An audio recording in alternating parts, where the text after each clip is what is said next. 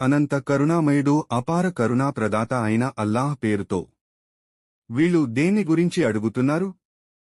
ఆ మహావార్తను గురించేనా? దేనిని గురించైతే వారు భేదాభిప్రాయాలను కలిగి ఉన్నారో అది కాదు. వారు త్వరలోనే దానిని తెలుసుకోగలరు.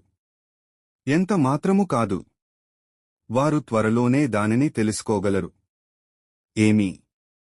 మేము భూమిని పరుపుగా చేయలేదా? పర్వతాలను మేకులుగా పాతిపెట్టలేదా? మరియు మేము మిమ్మల్ని స్త్రీపురుషుల జంటలుగా సృష్టించాము. మరియు మేము నిద్రను మీకు విశ్రాంతి నిచ్చేదిగా చేశాము. మరియు రాత్రిని ఆచ్ఛాదనగా చేశాము. మరియు పగటిని జీవనోపాధి సమయంగా చేశాము. మరియు మేము మీపైన పటిష్టమైన 7 ఆకాశాలను నిర్మించాము. మరియు అందులో ప్రకాశించే దీపాన్ని, సూర్యుణ్ణి ఉంచాము. మరియు మేఘాల నుండి ధారాపాతంగా వర్షాన్ని కురిపించాము. దానితో మేము ధాన్యం మరియు పచ్చికను, చెట్లు చేమలను పెరిగించటానికి మరియు దట్టమైన తోటలను. నిశ్చయంగా తీర్పుదినం ఒక నిర్ణీత సమయం. ఆ రోజు బాకా ఊదబడినప్పుడు అప్పుడు మీరంతా గుంపులు గుంపులుగా లేచి వస్తారు. మరియు ఆకాశం తెరువబడుతుంది, అందులో ద్వారాలు ఏర్పడుతాయి, మరియు పర్వతాలు ఎండమావులుగా అదృశ్యమైపోతాయి. నిశ్చయంగా నరకం ఒక మాటు, ధిక్కారుల గమ్యస్థానం, అందులో వారు యుగాల తరబడి ఉంటారు. అందులో వారు ఎలాంటి చల్లదనాన్ని గాని మరియు చల్లని పానీయాన్ని గాని చవి చూడరు. సలసల కాగే నీరు మరియు చీము లాంటి మురికి పానీయం తప్ప. వారి కర్మలకు తగిన పూర్తి ప్రతిఫలంగా. వాస్తవానికి వారు లెక్క తీసుకోబడుతుందని ఆశించలేదు. పైగా వారు మా సూచనలను, ఆయాత్లను, అసత్యాలని తిరస్కరించారు. మరియు మేము వారు చేసిన ప్రతిదానిని ఒక పుస్తకంలో వ్రాసిపెట్టాము. కావున మీరు మీ కర్మల ఫలితాన్ని చవి చూడండి. ఎందుకంటే మేము మీకు శిక్ష తప్ప మరేమీ అధికం చేయము. నిశ్చయంగా దైవభీతి గలవారికి సాఫల్యం, స్వర్గం ఉంది. ఉద్యానవనాలు, ద్రాక్ష తోటలు మరియు ఈడోజోడు గల యవ్వన సుందర కన్యలు మరియు నిండిపోర్లే మధు పాత్ర.